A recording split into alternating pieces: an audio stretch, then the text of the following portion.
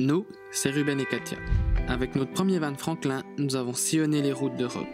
Notre envie d'aventure et la volonté de toujours découvrir plus nous a poussés à changer de véhicule. Nous avons adopté Pumba, qui est devenu notre fidèle compagnon de voyage. Accompagné de notre petite famille de vagabonds, nous avons comme objectif de faire le tour du monde. En attendant de pouvoir partir en escapade sur les routes d'Afrique, nous te ferons découvrir le Portugal. Retrouve-nous chaque semaine pour une nouvelle aventure. Hello tout le monde! Bienvenue dans cette nouvelle vidéo.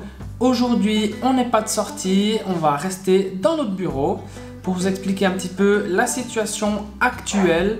Donc par rapport au voyage, par rapport à pourquoi la semaine passée on n'a pas sorti de vidéo.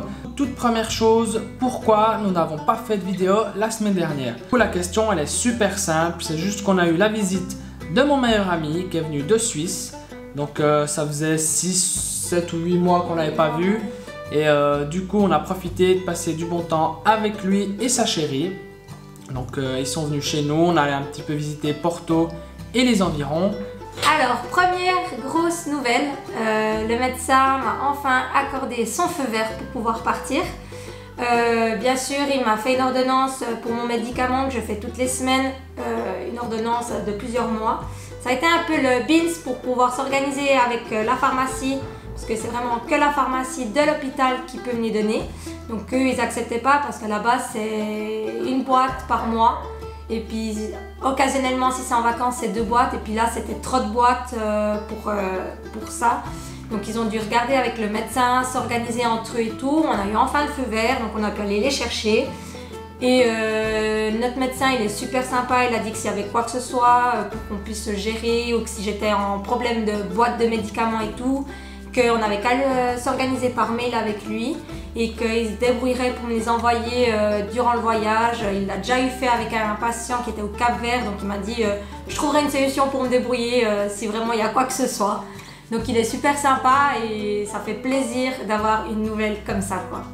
Maintenant, on va vous parler des préparatifs. Le truc, c'est qu'on ne s'attendait pas à avoir la nouvelle du médecin aussitôt. Donc au début, quand on discutait avec lui, il nous disait que certainement ça serait pour fin septembre qu'on pourrait partir en voyage vis-à-vis de Katia. Et du coup, vu qu'il est venu avec un peu d'avance, nous au niveau de tout ce qui est bureaucratie, on était un petit peu en retard.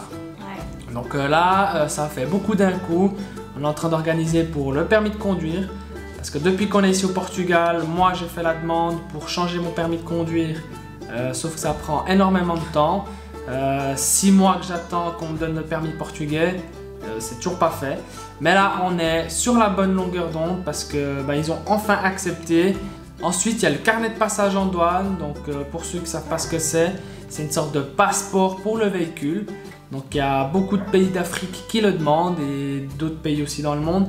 Mais vu que notre première étape c'est la traversée de l'Afrique, il va nous être pratique, ça va nous faciliter le passage des frontières. Ensuite, ce qu'on a fait, c'est qu'on a pris aussi tous les loulous, on est allé chez l'Arveto pour faire voir ce qu'il y avait comme vaccin à renouveler. Donc comme ça, on part aussi tranquille de ce côté-là. On a aussi regardé donc pour le vaccin du Covid, mais ça c'est une toute autre histoire. Donc... Parce que ça, on ne voulait pas le faire à la base. Avec l'actualité, on a vu qu'il y a beaucoup de pays qui le demandent. Et pour faciliter le passage, on a décidé de le faire. Ouais, parce que en soi c'est quand même possible de voyager sans le vaccin du Covid, mais il y a beaucoup de tests PCR, machin, les 48 heures à respecter et tout et tout. Et puis au moins là on sait qu'on est un peu plus tranquille pour passer, même si peut-être qu'on devra faire quelques tests PCR, exactement, même beaucoup moins. Donc c'est pour ça qu'on a décidé de le faire. Pour ma part, moi c'est mon médecin qui m'a directement inscrite, vu que je suis une personne à risque. Pour Ruben, ça a été une autre histoire parce que c'était par tranche d'âge. Donc ils ont commencé par les personnes plus âgées et ils ont commencé à descendre. Et début juillet, ils ont passé dans les tranches d'âge de 29 ans à 18 ans. Même s'ils ont ouvert pour les gens de 18 à 29 ans, ce qu'il faut savoir c'est qu'ils prennent d'abord tous les gens de 29 ans, après tous les gens de 28 ans, 27 ans, 26 ans, crescendo vers le bas. Et du coup j'ai dû attendre jusqu'il y a quelques jours en arrière. Ouais. Donc ça fait quelques jours que je suis vacciné. Toujours dans les préparatifs, cette fois-ci on va parler de Pumba parce qu'on a quelques soucis à régler. Donc au niveau de la roue de secours, on ne sait pas où la mettre parce qu'à l'origine elle est sous le véhicule à l'arrière, mais le truc c'est vu que les pneus sont beaucoup plus gros que les originaux, et ben du coup ça passe plus.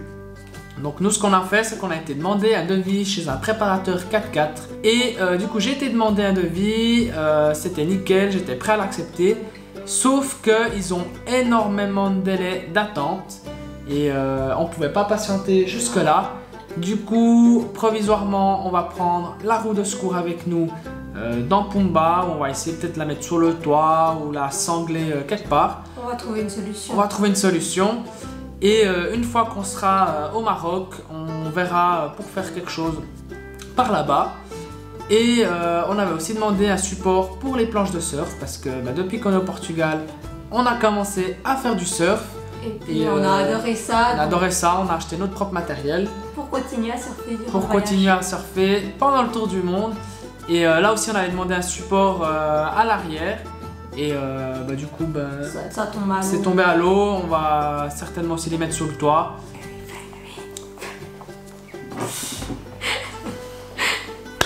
Action. Bon, on arrive à une partie qui est super intéressante. C'est notre préféré. C'est le ferry. Donc ça fait quelques semaines que le Maroc a ouvert ses frontières donc au tourisme. Le souci, c'est qu'il n'y a plus de départ depuis l'Espagne. Donc le Maroc et l'Espagne sont en conflit. D'après ce que j'ai pu